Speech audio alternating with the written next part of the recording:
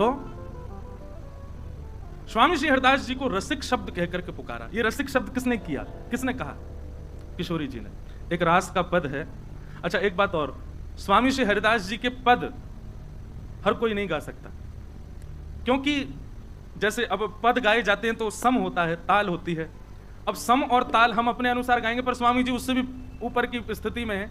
आज महाराज जी एक पद मैंने बड़ी मुश्किल से नेका देर बैठ के तैयार किया कि स्वामी जी को पद गवे, तो बहुत मुश्किल से श्री जी से प्रार्थना कर करके तब जाके वो तैयार भयो, नहीं तो स्वामी जी के पद गवेंगे ही नहीं। और शब्दावली भी ऐसी है कि अभी आएंगे कई पद। एक रास को पद है और वो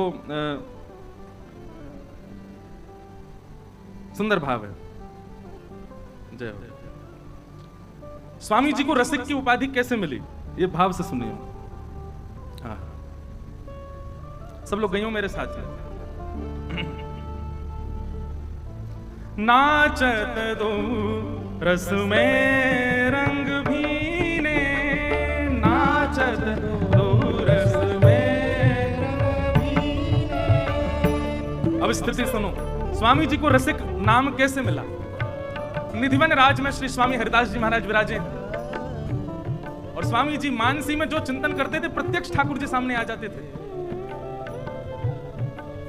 दोनों प्रियालाल जी सामने खड़े हैं और श्री प्रियाजू स्वामी जी से पूछ रही हैं कि हे स्वामी जी, आज हम दोनों नृत्य करके बताएंगे और आप जज बन के बैठो, ये बताओ बढ़िया नृत्य कौन ने किया।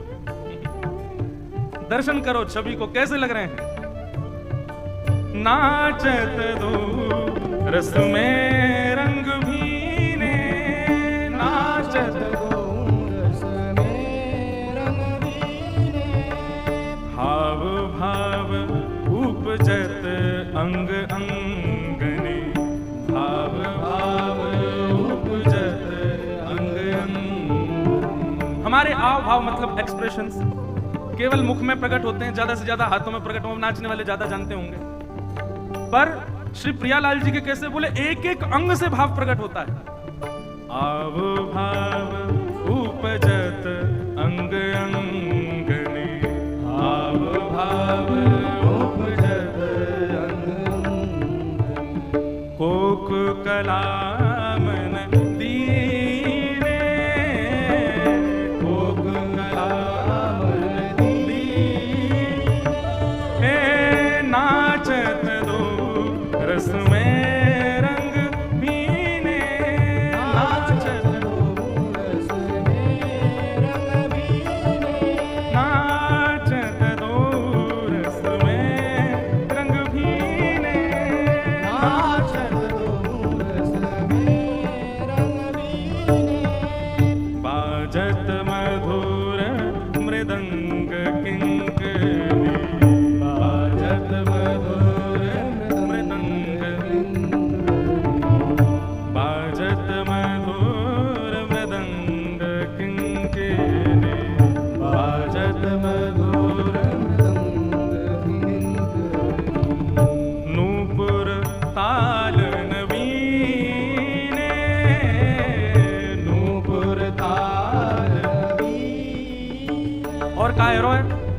होड़ा होड़ी तान तिरप गति, होड़ा होड़ी तान तिरप, होड़ा होड़ी तान तिरप गति, होड़ा होड़ी तान तिरप गति।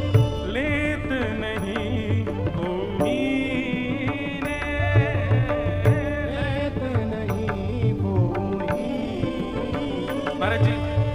अब ये छवि प्रत्यक्ष नहीं मानसी में देखने वाली है, मन में देखो। स्वामी जी महाराज विराज रहे हैं एक आसन के ऊपर। किशोरी जी कह रही हैं, हे स्वामी जी आज दोनों में बढ़िया नृत्य कौन करे, आपको बताना पड़ेगा। स्वामी जी कह रहे हैं नृत्य करो। एक मृदंग बजा रहे हैं, वीणा बजा रहे हैं और श्री प्रियालाल जी नृत्य कर रहे हैं। पहले कोई भाव बजे तो वापे श्याम सुंदर नृत्य करें और श्याम सुंदर नृत्य करके ऐसी भाव भंगिमा करके छोड़ें कि किशोरी जी सोच में पड़ जाए अब मैं क्या करूं।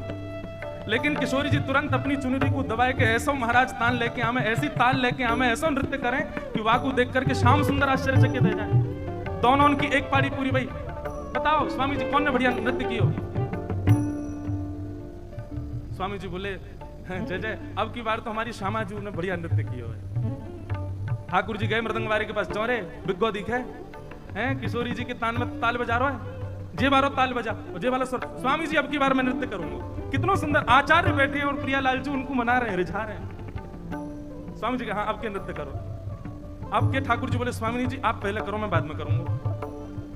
ठाकुर जी ने जो ताल बताई, जो राग बजायो, अब संगीतकार वो बजाने लगे और स्वामिनी जी वहां पे नृत्य कर रहे हैं। नृत्य करके ऐसा कठिन नृत्य करके दे रही है कि अब यह करके दिखाओ। स्वामिनी जी को नृत्य पूर्ण भयो, लेकिन लाल जी जैसे ही आए मृदंग की ताल पर ही थिरकन लगे। महाराज पैरन से ही नृत्य कियो, हाथ तो यूं ही रखे।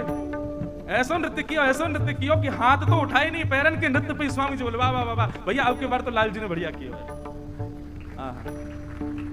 लेकिन सब सखियां बोली हे स्वामी जी ये तो कछु बात ना भाई, विजय तो कोई घोषित ही ना भयो। एक बार स्वामिनी जी बढ़िया कर गए, एक बार लाला बढ़िया, कोई एक तो ऊपर आना चाहिए। किशोरी जी बोली एक बार और करो, अब की बार जाने बढ़िया कियो वो जीतेगो।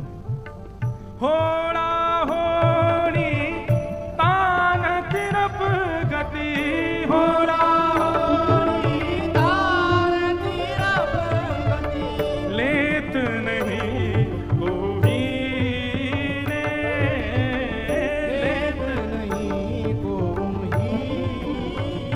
आओ आ नाचत दो रस में रंग भीने, नाचत दो रस में रंग भीने, नाचत दो रस में रंग भीने, नाचत दो रस में रंग भीने।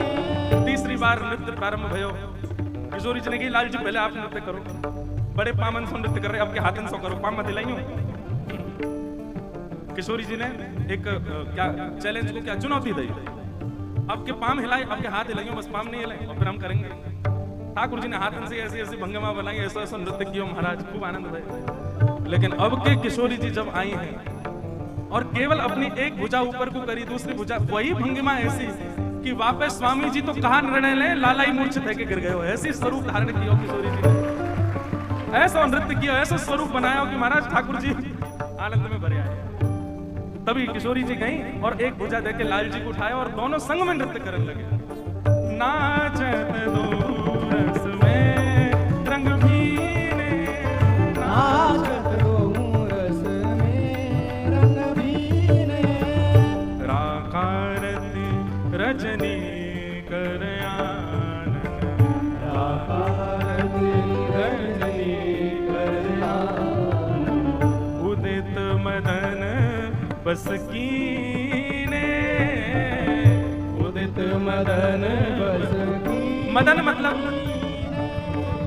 कामदेव को मोहित करने वाले, कामदेव को मोहित करने वाले जो मोहन है उनका नाम है मदन मोहन। कामदेव बहुत सुंदर है पर उसको भी जो मोहित कर ले वो मदन मोहन, पर उन मदन मोहन को भी अपनी छटा पर मोहित कर ले वो हमारी श्यामा जी। उदित मदन बस कीने, उदित मदन बस कीने, हे रीझी रीझ भगवत की स्वामिनी, भगवत की स्वामिनी, रीझी रीझ भगवत की स्वामिनी, भगवत की स्वामिनी। और कहा क्यों लाल अंक भरे। हरदास जी की गोद में लपक करके दोनों बैठ गए, एक तरफ ठाकुर जी और दूसरी तरफ किशोरी जी। किशोरी जी मुख पे थोड़ी पकड़ के बोली स्वामी जी अब के कौन ने अच्छा नृत्य किया। स्वामी जी के तो नेत्र सजल है गए। किशोरी जी को अंक में ऐसे भर के बोले अरे श्यामाजू आपने ही अच्छा नृत्य किया। अब लाल जी तो रूठ के बैठ गए और श्री किशोरी जी ने ठाकुर जी को इतकू देखो सबरे कहा भैया यहाँ देखो, मैं इतनी जोर से माइक पे बोल रहे हैं वो आवाज कम लग रही है आपको। ऐसे देखो रंग में ये खीर में नमक डाले वालों काम मत करो। कहा बता रहा हूं मैं, भूल गए हो। अरे कहाँ हूं मैं। हाँ तो फिर प्रियालाल जी दोनों नृत्य करते आए और स्वामी जी की गोद में बैठे। तो किशोरी जी बोली हे स्वामी जी अब के कौन ने अच्छा नृत्य किया। तो स्वामी जी के नेत्र सजल है गए। किशोरी जी की तरफ नेक अधिक हाथ भुजा बढ़ा करके मानो किशोरी जी से ऐसा कह रहे हैं अब के नाम लूंगो आपको तो रूठ जाएगो। तो तो बस केवल अंक नेक अधिक फैला करके गोद में लेके मानो किशोरी जी को इशारों कर रहे हैं कि आपने ये अच्छो किया है। तभी किशोरी जी कहती हैं आप तो बड़े रसिक हो स्वामी जी। और तभी श्री नाभा जी कह रहे हैं रसिक छाप हरिदास की। बोले रसिक की छाप कौन ने दी है? किशोरी जी ने अर्पित की। रसिक छाप हरिदास की। आसुधीर उद्योत कर रसिक छाप हरिदास की। जुगल नाम सो नेम जपत नित कुंज बिहारी। बहुत ध्यानपूर्वक सुनो। आप जब कुंज बिहारी बोलते हैं ना, कुंज बिहारी का शब्द महाराज जी, बिहारी शब्द का मतलब केवल बिहारी जी नहीं है। बिहारी शब्द का मतलब केवल कृष्ण नहीं है।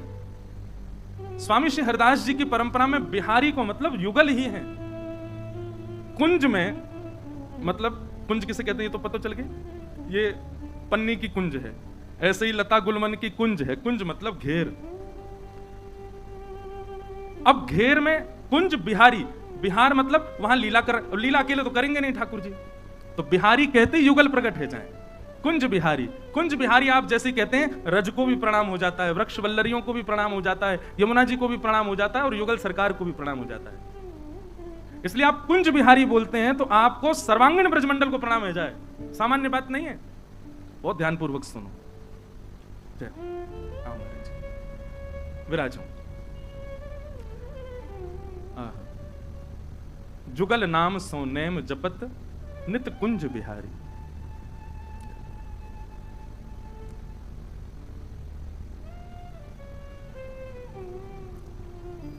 आसुधीर उद्योत कर रसिक छाप हरिदास के। जुगल नाम सो नेम जपत नित कुंज बिहारी। कुंज बिहारी, कुंज में जो बिहार कर रहे हैं वो बिहार करने वाले दोनों युगल, उनको प्रणाम, जिनको नाम ले करके श्री स्वामी जी भजन करें। किशोरी जी को कभी एक बात देखना, 3 संप्रदायों की चर्चा तो कहीं कहीं भेद लग सकता है, पर हरिदास जी ने कभी भी राधा रानी स्पष्ट नहीं कहा स्वामी, स्वामी नहीं जी, श्यामाजू श्यामाजू श्यामाजू ही कह करके पुकारते हैं। श्री कनक बिहारिणी बिहारी जू सरकार की जय। श्यामा प्यारी कुंज बिहारी, जय जय श्री हरिदास दुलारी। श्यामा प्यारी कुंज बिहारी, जय जय श्री हरिदास दुलारी। आज स्वामी जी प्रकट ठहरे हैं, बिहारी जी प्रकट ठहरे हैं, तो देखो कितने संतन की कृपा एक संग है रही है। मानो जैसे बिहारी जी प्रकट भये तो अनेक संत गए बधाई लेके, ऐसे आज बिहारी जी के और स्वामी जी के प्रकट में इतने सब संत पधारे। अयोध्या से हम सब के मध्य में श्रीमद जगत गुरु रामानुजाचार्य डॉक्टर श्री राघवाचार्य जी महाराज पधारे हैं। करतल ध्वनि से महाराज जी का खूब स्वागत और भाव से भुजा उठा के गाओ। हे श्यामा प्यारी कुंज बिहारी, श्री हरिदास दुलारी।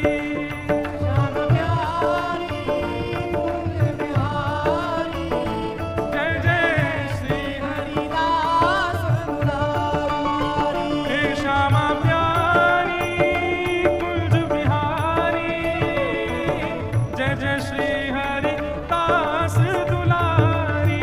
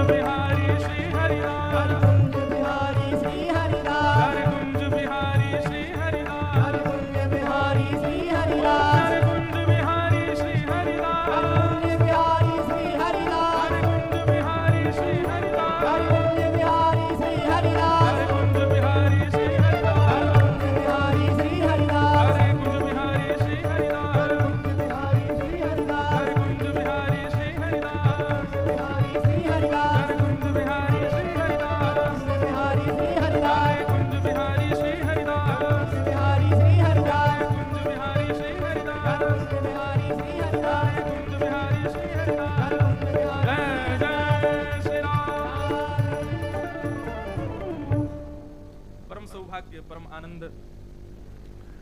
प्रथम बार भक्तमाल जी की चर्चा करने के लिए कुछ प्रयास मात्र ये बालक कर रहा है, और इसी बीच आज मानो हमारे आचार्य चरण पधारे। हम जिस परंपरा से, देखो सब परंपरा को जैसे नाभाजी प्रणाम करें गांव में, वैसे ही हम भी सब परंपरा को गांव में, सब परंपरा की महिमा बतावें।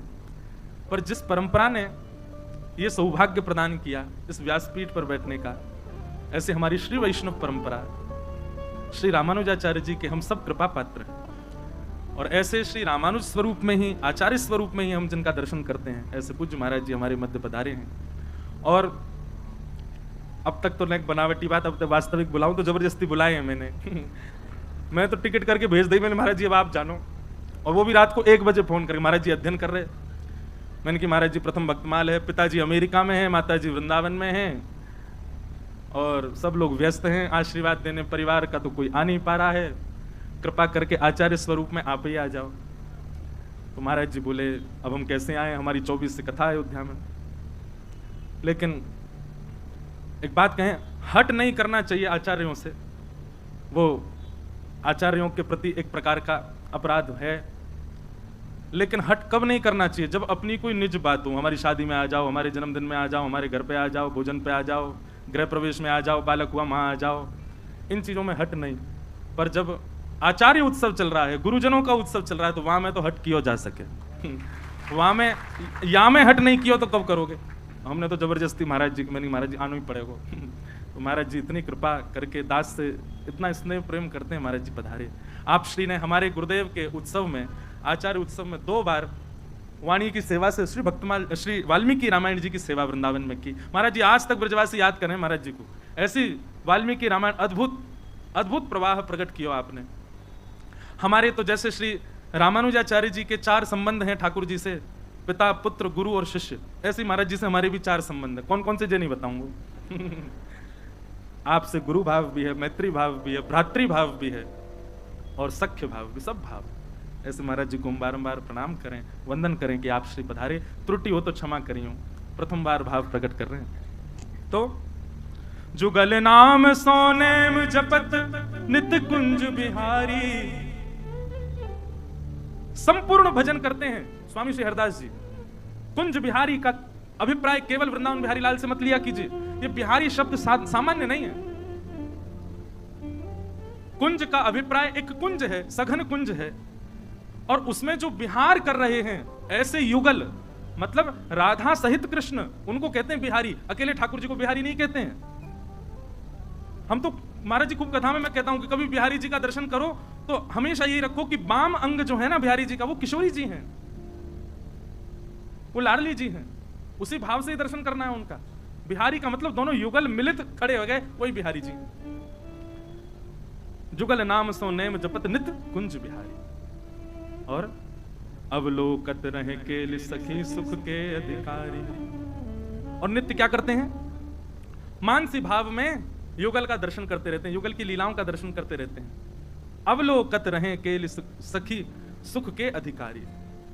हमने एक बात पहले ही कह दी कि भैया कुंज की चाबी इन्हीं के पास है, स्वामी जी की शरण लेंगे तभी कुंज में प्रवेश मिलेगा, स्वामी जी को नाम जपेंगे तभी कुंज को दर्शन होएगा। और गान कला गंधर्व श्याम श्यामा को तोषे। अब इसका अर्थ महाराज जी ऐसा लगाते हैं कि गान कला में श्री स्वामी जी बड़े निपुण हैं, पर इसका अर्थ ऐसे लगाना चाहिए कि जब स्वामी जी गायन करते हैं ना, तो गंधर्व जन भी वहां पर बैठ करके श्रवण करते हैं और स्वामी जी का उच्छिष्ट जाकर के बाहर गाते हैं। स्वामी जी की ऐसी, स्वामी जी कोई गंधर्व नहीं है, स्वामी जी कोई गायक नहीं है। जो अपनी कला का प्रदर्शन लोक रंजन के लिए करे वो गायक है, वो कलाकार है, पर अपनी कला का भाव श्यामा श्याम को रिझावे में करे वही रसिक है, वही भक्त है। स्वामी जी कभी गायन किसी को, अभी कल के चरित्र में आएगा, कल जब स्वामी जी से मिलने के लिए अकबर आएंगे और बड़े बड़े राजा आएंगे, अकबर तो महाराज दास बन के आया तानसेन का तंबूरा लेके कि एक बार स्वामी जी का स्वर सुनने को मिल जाए। तो स्वामी जी गंधर्व नहीं है, गायक नहीं है। स्वामी जी तो प्रिया प्रियतम को रिझावे के लिए महाभाव बनाते हैं, उनकी गायकी, उनके भाव सुनकर के गंधर्व जन जाकर के सेवा करते हैं।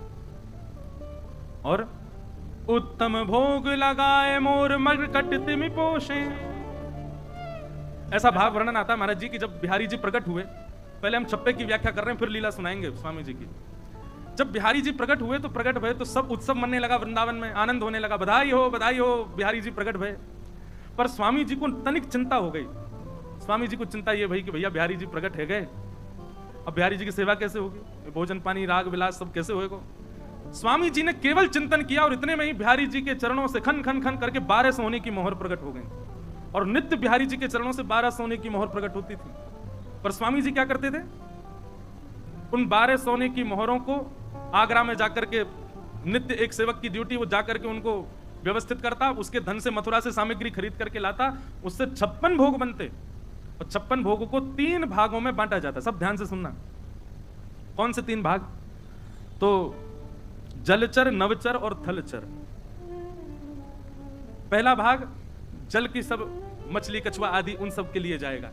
दूसरा नवचर, जितने भी पशु पक्षी आदि हैं इनको दिया जाएगा। अच्छा महाराज जी इसमें एक और भाव कि पक्षियों के लिए जो बिहारी जी का भोग निकाला गया है उसको थलचर और जलचर नहीं पाएंगे, उनको पता है कि हमारा नहीं है, ये उन लोगों के लिए निकाला है।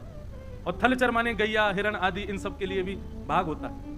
अब आप विचार करो, 12 सोने की मोहरों से कितनी सामग्री आती होगी उस जमाने में, और कितनी सामग्री बना करके कितना उसका भाग विभाजन करते होंगे स्वामी जी महाराज त्याग के प्रति। जय श्री कृष्ण महाराज जी, दंडवत प्रणाम।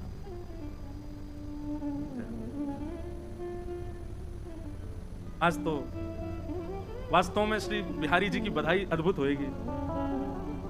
ऐसा वर्णन है कि जब बिहारी जी प्रकट हुए तो श्री हितरवंश महाप्रभु, गोपाल भट्ट गोस्वामी और महाराज रूप सनातन गोस्वामी, श्री गोपीनाथ जी और हमारे गोविंद देव जी के प्राकट्य कर सब पहुंचे वहां पर। ऐसे आज सब रूपन में संत जन पधारे हैं, बड़ी कृपा, सब लोग सावधानी से। तो कितनी सामग्री प्रकट होती होगी। स्वामी श्री हरिदास जी महाराज ने अपने संपूर्ण जीवन काल में केवल 8 तोला चने पाए, संपूर्ण जीवन काल। अब 8 तोला कितना होता है तुलवा लेना जाके, उतने चने पाए संपूर्ण जीवन में, अन्न पाया ही नहीं। महाराज जी इतनी प्यारी बात है कि एक बार श्यामा श्याम दोनों बोले स्वामी जी से, बोले हमको बड़ो श्रम होवे, आप कुछ उपामे नहीं है, 56 भोग बनता है, इतनी सारी सामग्री बनती है, स्वामी जी आप ग्रहण क्यों नहीं करते। स्वामी जी कहें या जीव को भरोसा नहीं है, कहीं या जीव में तनिक ये भाव आ गया हो कि स्वाद कितना बढ़िया है, कहीं अधरामृत को ले सह गए हो तो मुंह को अपने भाव में कमी लगे, मतलब कहीं पा करके यूं इच्छा नहीं आ जाए कि जीव को बढ़िया लगो और दो, नहीं, ऐसी भावना मैं ना कर सकूं। या हमारे स्वामी जी कहा करते, एक सीख लेके रखते और वही को सामग्री में बोरते, जितनों सीख में आता वह को जीव पे लेते, बस इतनी प्रसाद ग्रहण करते। एक दिन किशोरी जी बोली हमको बहुत श्रम हो गया, आप कछु ना पामे, हमारे काजी 56 भोग जलचर थलचर नवचर सबन को पवा में, आप तो कछु पाए करो, हमारी आज्ञा है आप पाओ, नहीं तो हम विलास नहीं करेंगे, हम रास नहीं करेंगे। तो स्वामी जी एकदम बड़े उदास है गए, अरे हमारी किशोरी जी को श्रम है रो मेरे नियम से, अरे नियम बड़ो थोड़ी है, किशोरी जी को भाव बड़ो है। फिर भी महाराज जी क्या नियम लिया, तो राजपुर गांव से भिक्षा आती थी चनों की, तो जो भिक्षा लेके आवा थे, सुन भैया कल आटो ले आइयो, किशोरी जी की आज्ञा का छुपाऊंगा, आटो ले आयो, खूब सारा आटो ला, तो वहां में तो नेक 100 आटो निकालो, जमुना जल डाल करके मार के और वाकू कंडान में सेक दियो, छोटी सी इतनी सी बाटी बनाई और बाटी बना करके मन विचार करने लगे मैं तो प्रिया प्रियतम को अधरामृत पाऊं, अब जे बाटी 56 भोग में कहां पधराऊं याकू में, लेकिन कैसे भी स्वामिनी जी को अंगीकार होनी चाहिए, वाकई बात पाऊंगा। तब किशोरी जी के सामने गए बाटी लेके, नेक सी बाटी, और श्यामा श्याम से बोले आपकी आज्ञा स्वीकार कर रहा हूं, अन्न पा रहा हूं। ठाकुर जी बोले जे का पा रहे हो, जे तुम्हारे भोग में ना आ सके, रूखी सूखी आटे की बाटी बना लाए हो।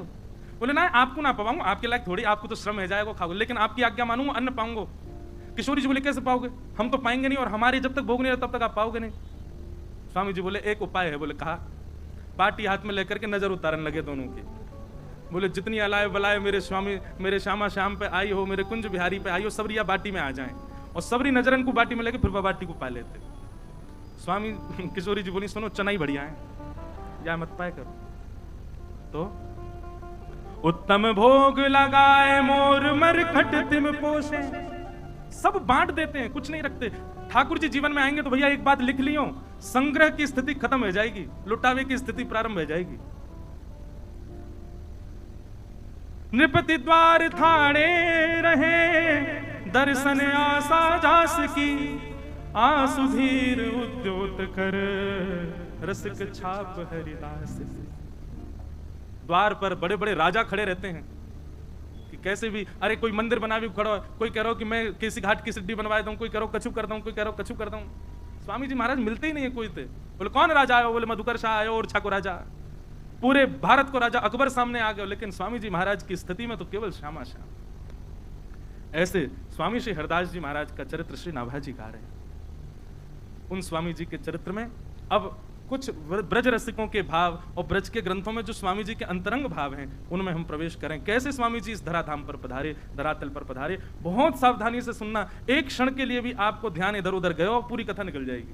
ये हमारे बहुत ध्यान से सुनिए। स्वामी जी कौन है? श्री ललिता जी के अवतार, श्री ललिता जी के अवतार। तो सबसे पहले ललिता जी को प्रादुर्भाव सुनो। ललिता जी को जान गए तो आप स्वामी जी को पहचान जाओगे। प्रसंग है कि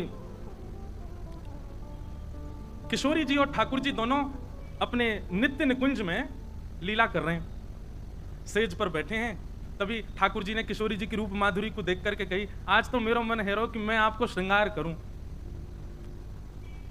किशोरी जी बोली तो कर दो, या मैं पूछवारी कहा बात है। आहा, निज कर गूथ सुमन के गजरा, अपने ही हाथ पहरावत है। तू है सखी बड़ भाग बड़ी, नंदलाल तेरे घर आवत है। तू अपनो श्रृंगार करत है, तू अपनो श्रृंगार करत है।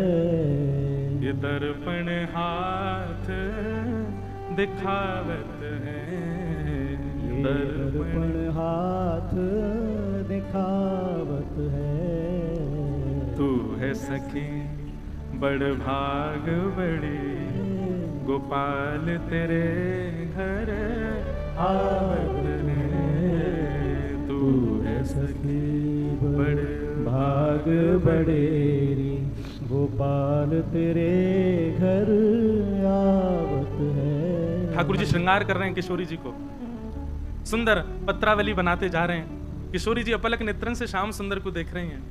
सुंदर सुंदर पुष्प तोड़ के ला रहे हैं, स्वयं उनके गजरा बना करके हाथन में पहना रहे हैं, बाजून में पहना रहे हैं। निज कर गूथ सुमन के गजरा, अपने हाथन से किशोरी जी के विशाल केशन को ठाकुर जी स्वयं गूथ रहे हैं। ये निकुंज की चर्चा है भैया। अब जैसे ही केश गूथ दिए, उनमें सुंदर सुंदर पुष्प लगाए, किशोरी जी बोली अब ने एक दिखाओ तो, कैसो श्रृंगार कियो मेरो?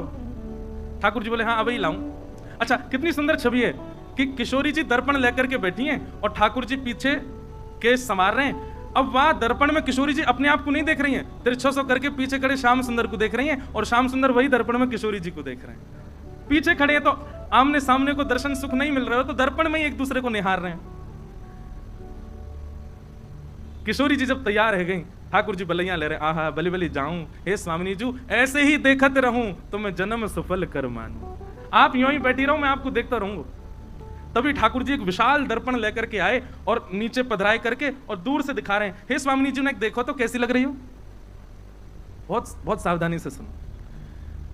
किशोरी जी स्वयं को नहीं देख रही हैं, स्वयं के अंग प्रत्यंग को कहां कहां ठाकुर जी ने चुन करके पुष्प रखे हैं, कहां कहां श्रृंगार किया, उनको ध्यान से देख रही हैं। और अपने तन पर विद्यमान ठाकुर जी के हाथ के श्रृंगार को ध्यान से देख करके किशोरी जी इतनी मोहित है गई, इतनी मोहित है गई, अपने ही श्रृंगार को देख करके कह रही हैं, हे ललित तुम कितनी सुंदर हो।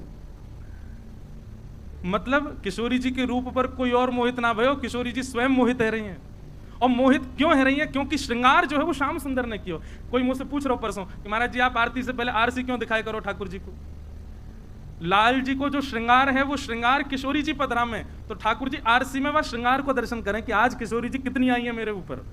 और जब लाडली जी को दर्पण दिखाया जाए तो लाडली जी ये भाव से देखें कि आज ठाकुर जी ने कैसे श्रृंगार किया मेरो, या हमारे आरसी ये ठाकुर जी को दिखानी चाहिए। और एक सामान्य भाव ऐसा है कि आप सब दर्शन करवे वारे तो ठाकुर जी अर्चक सो कहें एने दिखा तो दे मैं कैसा लग रहा हूँ, सबके बीच में बैठा तो दियो तेने मुँह तो दिखा मैं ठीक लग रहा हूँ कि नहीं। सो ठाकुर जी को पहले आरसी दिखा में, फिर नेक दूर करके वहां में हम ठाकुर जी को देखें। तो ऐसी भावना है कि वास्तव में आप श्री जी तो ना बन सको, पर एक भावना ऐसी रखी जाए कि श्री जी की दृष्टि से लाल जी को देखो, अरे लाला बड़े प्यारे लग रहे, बड़े सुकोमल। किशोरी जी ने जैसे ही दर्पण में स्वयं कोई प्रतिबिंब देखो, मोहित है गई लाडली जी, और मोहित है करके अपने स्वरूप से ही कह रही है, हे ललित तुम कितनी सुंदर हो। और जैसे ये भाव कहो तो प्रतिबिंब को जो स्वरूप जा पर किशोरी जी मोहित है गई, वो ही स्थिर है करके स्थूल है करके प्रकट है गयो श्री ललिता जी को प्रादुर्भाव है। सहचरी श्री ललिता महारानी की। अब अंदर गहराई में जाइयो, जिनको ना पल्ले पड़ रही हो चुपचाप नीचे मुंह करके बैठ जाओ। पूरे विश्व को मोहित श्याम सुंदर करें, कामदेव को मोहित श्याम सुंदर करें, ऐसे श्याम सुंदर हमारी लाडली जी पर मोहित रहें, और वो लाडली भी जिन पर मोहित रहें वो है श्री ललिता जी।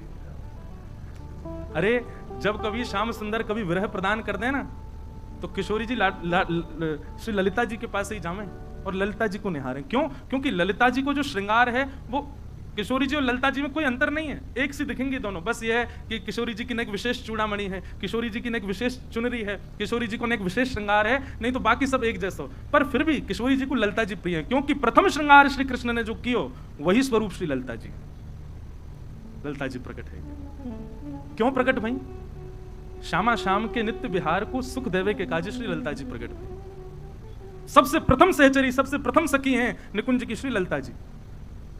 और ललिता जी जैसे प्रकट भई, श्री ललिता जी अब लाडली लाल दोनों विचार करने लगे, ठाकुर जी के मन में आयो अब ये इनके स्वरूप से प्रकट भैया, इन्हीं को पक्ष ले करेगी हमेशा।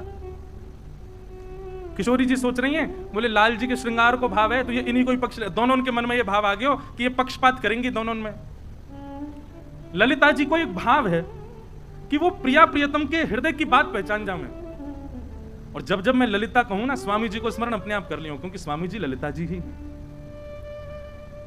जैसे प्रिया प्रियतम के मन में आयो कि ये तो पक्षपात करेंगी, एक अकेली हैं, तो ठाकुर जी सोच रहे हैं किशोरी जी के स्वरूप में या हमारे इनको पक्षपात करेंगी, लाडली जी सोच रही हैं इनको श्रृंगार है या हमारे इनको पक्षपात करेंगी, इन्हीं की साइड करेंगी।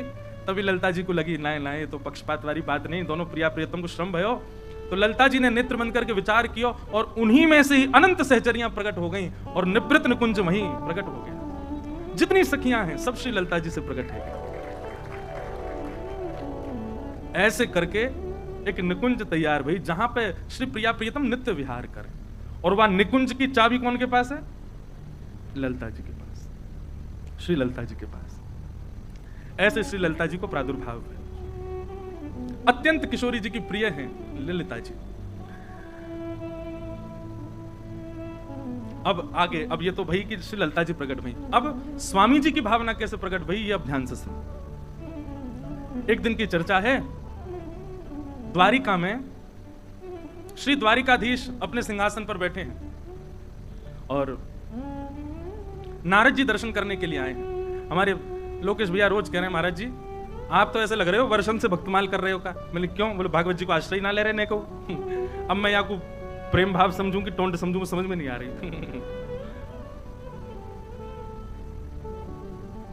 गोविंद भुज गुप्तायाम द्वारवत्वाम कुरुद्वः अवासीत नारदो भिक्षणम कृष्णोपासन लालस। बात ऐसी है भैया, ये जितने शब्द हैं ना सब भगवत जी के हैं। भागवत जी ने पोस्ट करके पाल करके यहाँ तक बिठाए हुए हैं और वही सदैव पालेंगे। बस आज एक बात है गई कि अभी तक तो भागवत जी लालन पालन कर रहे हैं, अब युगल करेंगे भक्तमाल जी और भागवत जी। वैसे तो सब हमारे पालक हैं। तो द्वारिकाधीश बैठे हैं और श्री नारद जी महाराज दर्शन करने के लिए नित्य आते हैं। लेकिन आज ठाकुर जी भाव में बैठे हैं, भौएं नेक चढ़ी भई हैं, मानो कोई बहुत गहरे चिंतन में श्री ठाकुर जी बैठे, द्वारिकाधीश बैठे। नारद जी महाराज ने जाकर के चरणन में प्रणाम किया, बोले हे श्याम सुंदर, हे द्वारिकाधीश, आपकी जय हो। द्वारकाधीश बोले आओ नारद जी विराजो। बोले भगवान आज कछु चिंता सी में लग रहे हो, कहा बात है? आपके चेहरे पर चिंता की रेखाएं दिख रही हैं, कछु चिंतन कर रहे हो आप, कोई को ध्यान कर रहे हो? ठाकुर जी बोले आज मैं अपने रस स्वरूप को, आज मैं अपने मूल स्वरूप को ध्यान कर रहा हूं, चिंतन कर रहा हूं। नारद जी बोले ये रस स्वरूप कौन सा हो भैया, ये मूल स्वरूप कौन सा है आपको? तब श्री ठाकुर जी वर्णन कर रहे हैं, यमुना जी को तट है, वृंदावन धाम है, सघन कुंज है, और वह कुंज में सुंदर रेती पड़ी है, वह रेती में सुंदर इत्र की सौंधी सुगंध आ रही है, वह रज के मध्य में श्री ललिता जी बैठी हैं, और श्री ललिता जी के एक तरफ मैं विराज रहा हूं, दूसरी तरफ श्यामा जी विराज रही हैं, ललिता जी दोनों को लाड़ लड़ा रही हैं, वह दृश्य को मैं दर्शन कर रहा हूं। नारद जी बोले ये कौन सी उपासना है, ये कौन सा भाव है ठाकुर जी जाको आप चिंतन कर रहे हैं? ठाकुर जी बोले चलो दिखा के लामे, और नारद जी को हाथ पकड़ करके ठाकुर जी एक स्थान पर लेके गए, ऐसे स्थान पर लेके गए सूर्य का प्रकाश नहीं है वहां पर, सामान्य पृथ्वी जैसा वो अनुभव नहीं हो रहा है। 5 बड़े बड़े पर्वत हैं और उन 5 पर्वतों के सामने एक एक ऋषि विराजमान है। नारद जी बोले जय जय, ये कैसा स्थान, और ये लोग कौन है जो सामने बैठे हैं? 5 ऋषि। ठाकुर जी बोले नारद जी ये 5 ऋषि अनेक कल्पों से तपस्या कर रहे हैं, और ये जो पीछे पर्वत है ना, ये पर्वत सामान्य नहीं है, हर बार तपस्या करते हैं, तपस्या के उपरांत मैं प्रकट होता हूं, प्रकट होकर इनके वरदान जो ये मांगते हैं वो मैं देने में असमर्थ हो जाता हूं, फिर ये अपने प्राण त्याग देते हैं, तो इनकी अस्थियां ही पीछे पहाड़ बन गए हैं, और ये पुनर्जन्म लेकर के फिर तपस्या करने लगते हैं। समझ में आ रही है बात? नारद जी बोले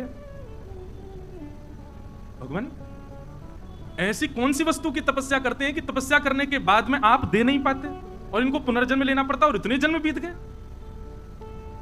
तब श्री ठाकुर जी कहते हैं कि बोले भैया ये हर बार तपस्या करें, और तपस्या करने के बाद में इनकी तपस्या से मैं प्रसन्न है करके प्रकट है जाऊं, और प्रकट है करके इनसे कहूं कि वरदान मांगो, तो ये वरदान में कहें कि अपनी निवृत्त निकुंज को दर्शन कराए दो,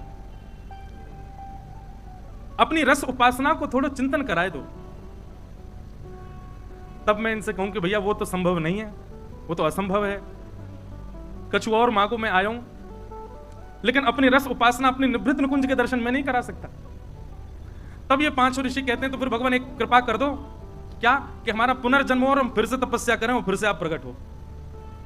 बोले ये वहीं प्राण त्याग देते हैं, इनकी अस्थियां पीछे पहाड़ बनते हैं, फिर जन्म लेते हैं, और फिर जन्म लेके फिर तपस्या करते हैं, फिर तपस्या करें, फिर प्रकट, फिर कहते हैं रस उपासना दो। तो नारद जी बोले दे दो ना भगवान, इतने दिन आते लग रहे हैं तो फिर काय को ना दे रहे आप इन्हें? ठाकुर जी बोले 2 कारण हैं, बहुत ध्यान से सुनना, 2 कारण जिसके कारण ये रस उपासना में प्रवेश नहीं कर पा रहे, ये निकुंज उपासना में प्रवेश नहीं कर पा रहे। नारद जी बोले क्या? बोले पहला, इनको अपने तप का बड़ा अभिमान है, काय को बैठे पर्वत के सामने दिखाने के लिए, देखो हमने कितनी तपस्या करी, अपने तप का, अपने भजन का इनको अभिमान है। पहला कारण अभिमान है, इस कारण ये निकुंज में प्रवेश नहीं कर सकते। और दूसरा कारण, बोले दूसरा कारण ये गुरु विहीन है, इनके कोई गुरु नहीं है, गुरु नहीं है तभी तो भजन में अभिमान कर रहे हैं, गुरु होते तो आज्ञा देते, अभिमान विमुक्त करते। नारद जी बोले भगवान मेरे तो पल्ले नहीं पड़ रही आपकी बात, नेक मुंह को विस्तार से बताओ ये 5 हैं कौन? बहुत सावधानी से सुनो। ठाकुर जी कह रहे हैं हमारी कृष्ण लीला में 2 प्रकार की गोपियां हैं, एक तो है सामान्य गोपी, और एक वह गोपियां हैं जिनको सखियां कहते हैं, जो अंतरंग लीला में रहती हैं। बहुत ध्यान से सुनिएगा, बार बार कह रहे हैं हम। एक तो वो गोपियां हैं जो विहरण कर रही हैं, गोपी गीत गा रही हैं, ठाकुर जी उनको विलाप करा रहे हैं, जो किशोरी जी से प्रार्थना कर रही हैं, हे सुन राधिका दुलारी तेरे द्वार का भिखारी हूं मैं श्याम का पुजारी, एक पीड़ा है हमारी हमें श्याम ना। अब ये पीड़ा वाली गोपियां हैं, इनको ठाकुर जी मिलते हैं और फिर अंतर ध्यान हो जाते हैं, पर सखियां जो हैं वो तो ठाकुर जी के वश में ही रहते हैं। ललिता जी जब कहते हैं श्याम सुंदर तो ठाकुर जी दौड़े चले आम हैं, विशाखा जी तब कहेंगे मदन मोहन तो ठाकुर जी भागे चले आम हैं। क्यों? क्योंकि ललिता विशाखा सहित श्री किशोरी जी रहती हैं। और ये जो विरह आतुर गोपियां हैं, इन गोपियों को निवृत्त निकुंज में प्रवेश नहीं मिल पाया है, इसीलिए गोपी गीत गा रही हैं, इसीलिए किशोरी जी से प्रार्थना कर रही हैं कि हमको भी अवसर दें कि हम उस कुंज में प्रवेश कर सकें। तब ठाकुर जी कहते हैं नारद जी उन समस्त गोपियों के 5 भाव हैं। कौन से? रस, रूप, स्पर्श और गंध और शब्द। उनका पहला भाव क्या है कि हम भी कृष्ण को इनके भांति छुएं, हम भी कृष्ण को इनके भांति सुने, हम भी कृष्ण को इनके भांति उनके दर्शन करें, उनके ग्रहण लें। 5 इंद्रियां, उन गोपियों के मेरे प्रति जो 5 भाव हैं, 5 इंद्रियों के, वही 5 भाव ही समस्त गोपियों के ये 5 ऋषि बनकर के तपस्या कर रहे हैं। कितना विरह सहा ब्रज की गोपियों ने, कितना विरह आतुर रही वो गोपियां कि उनके 5 रस, 5 इंद्रियां ही 5 ऋषि बन गए कृष्ण की प्राप्ति के लिए, निकुंज की प्राप्ति के लिए। और हम क्या चाह रहे हैं? वृंदावन जाएं, राधे राधे छपवा लें और निकुंज में प्रवेश मिल जाए हमें। महाराज जी, कितनी गहरी बात है। उन असंख्य गोपियों के 5 इंद्रियों के 5 तत्व और 5 तन मात्रा ही 5 ऋषि बनकर के तपस्या असंख्य वर्षों से कर रहे हैं कि हमको निकुंज में प्रवेश मिले। हम सोचते थे कान्हा कहीं कुंजन में होगा, हम सोचते थे कान्हा कहीं कुंजन में होगा, सोचते थे कान्हा कहीं कुंजन में होगा, हम सोचते थे कान्हा कहीं कुंजन में होगा। अभी तो मिलन का हमने सुख नहीं होगा, अभी तो मिलन का हमें सुख नहीं होगा, अभी तो मिलन का हमने सुख नहीं होगा, अभी तो मिलन